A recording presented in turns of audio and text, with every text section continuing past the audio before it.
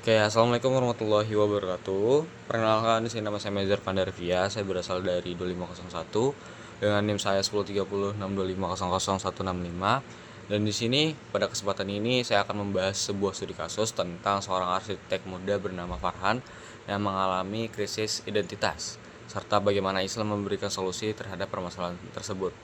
Oke, pertama mungkin saya bakal ngejelasin apa aja sih permasalahan yang ada di studi kasus tersebut.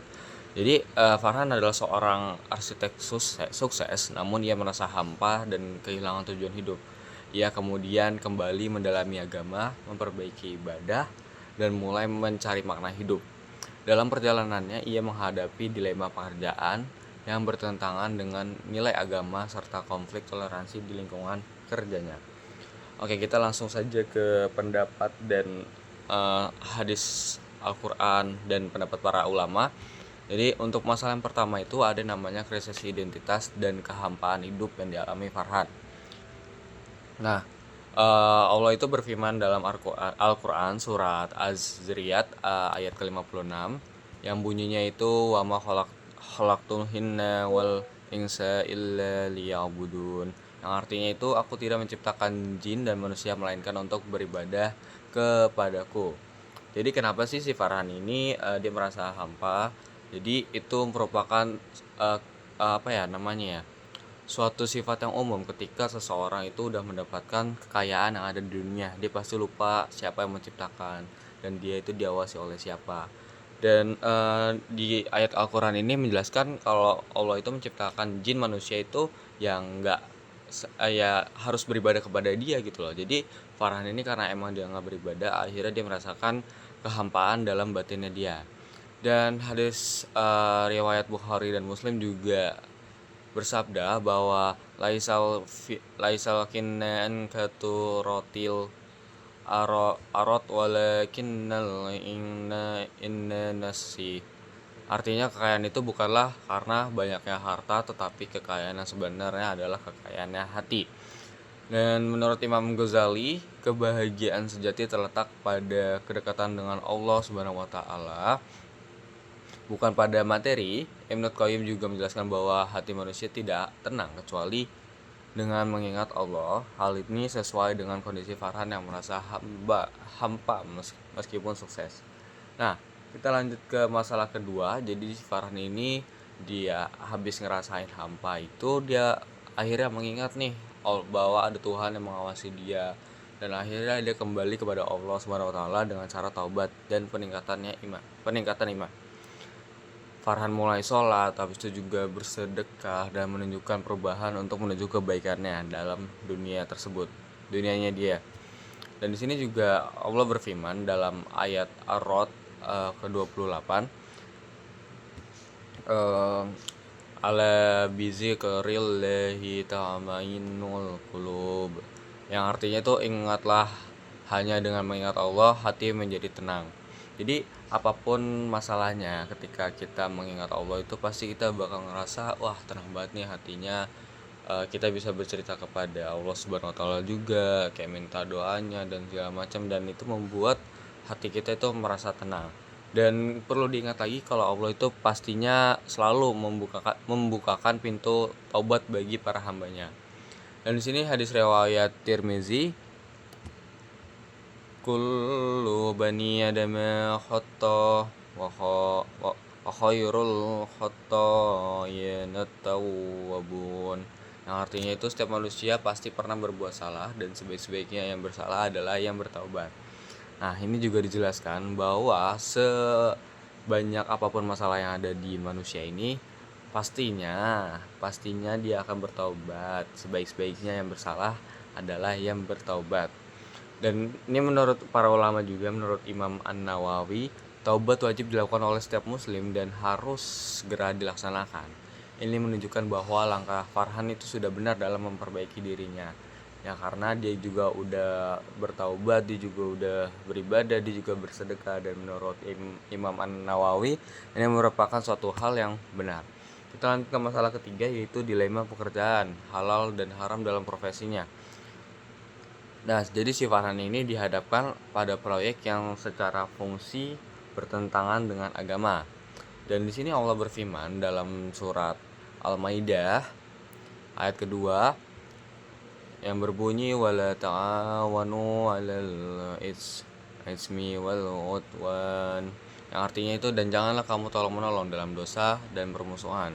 Jadi apapun kegiatan yang haram itu tidak boleh dilakukan oleh semua manusia karena itu sudah bertentangan sama Al-Qur'an dan Allah Subhanahu wa taala. Dan di sini juga hadis riwayat Abu Daud yang berbunyi innallaha iza harama sayyan samana, yang artinya jika Allah mengharamkan sesuatu maka dia juga mengharamkan hasilnya darinya. Jadi suatu kegiatan yang kalian itu udah tahu atau suatu kegiatan yang kita udah tahu bahwa itu haram dan kita tetap melakukannya, itu hasilnya juga bakal haram dan itu bakal berimpact sama diri kita sendiri. Dan menurut pendapat ulama, Imam An-Nawawi menjelaskan bahwa membantu dalam kemaksiatan hukumnya haram. Ibnu Taimiyah juga menyatakan bahwa segala sesuatu yang menjadi perantara menuju yang haram, maka hukumnya juga haram. Oleh karena itu, Farhan harus berhati-hati dalam mengambil keputusan yang profesionalnya. Jadi misalnya kita mendapatkan suatu tawaran atau kegiatan yang itu bersifatnya haram, itu juga kita harus memilihnya dengan baik. Kalau itu tuh nggak boleh dilakukan, dan Farhan ini juga harus berhati-hati dalam mengambil keputusannya. Dan masalah keempat, cara menentukan hukum dalam Islam. Dan Farhan ini mencari solusi dalam Al-Quran, hadis, ijmah, dan qiyas. Jadi di sini hadis Rasulullah Malik itu berbunyi tarautu fikum amrainil lan tazilu ma tamassaqtum bihima kitaballahi wasnati. Artinya itu aku tinggalkan dua perkara, kalian tidak akan tersesat selama berpegangan pada keduanya, kitab Allah dan sunnahku. Oh, jadi apapun manusia yang selalu mengingat atau dia selalu berpegangan pada keduanya, yaitu kitab Allah dan sunnahnya Allah, itu bakal dikasih jalan sama Allah Subhanahu wa taala. Dan menurut para ulama juga, menurut Imam Asy-Syafi'i, penetapan hukum harus berdasarkan Al-Qur'an, sunnah, ijma, dan qiyas. Ini menunjukkan bahwa langkah Farhan sudah sesuai dengan metode yang benar dalam Islam.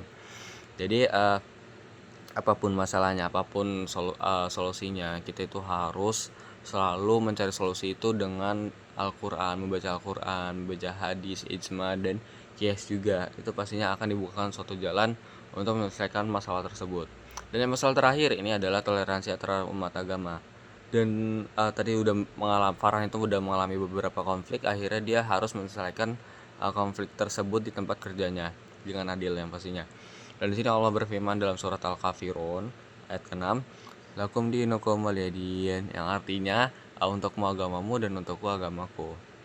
Yang artinya ya ketika kita menghadapkan suatu konflik itu kita harus menyelesaikan secara benar atau adil. Jadi ya itu masalahmu ya masalahmu, masalahku, tapi juga kita juga harus menjadi manusia yang baik untuk menyelesaikan suatu masalah.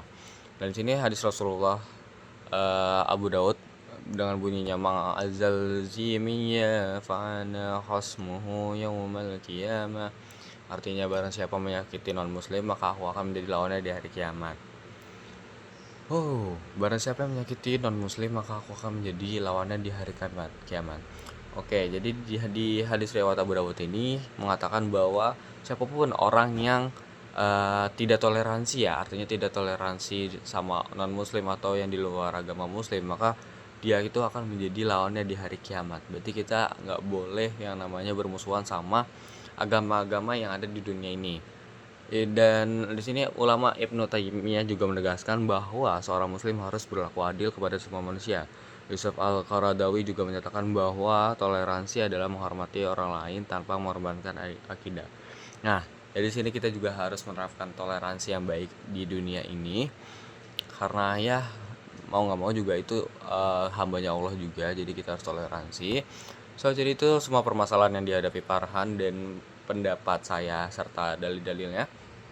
Jadi kesimpulannya bahwa Islam itu adalah agama yang sempurna dan menyeluruh. Islam tidak hanya mengatur ibadah, tapi juga memberikan pedoman dan menghadapi krisis hidup dan menentukan pekerjaan yang halal serta menjaga hubungan sosial dengan penuh yang toleransi. Dengan berpegangan pada Al-Quran dan hadis dan pendapat para ulama juga, seorang muslim dapat menjalani hidup secara seimbang antara dunia dan di akhirat. Jadi apapun masalahnya, kita juga harus mengingat Allah dan kita juga mencari solusi di Al-Quran, para ulama, hadis, dan banyak banget pokoknya. Dan Allah itu pasti membukakan pintu taubat untuk kita. Oke, sekian dari saya, kurang lebihnya mohon maaf. Wassalamualaikum warahmatullahi wabarakatuh.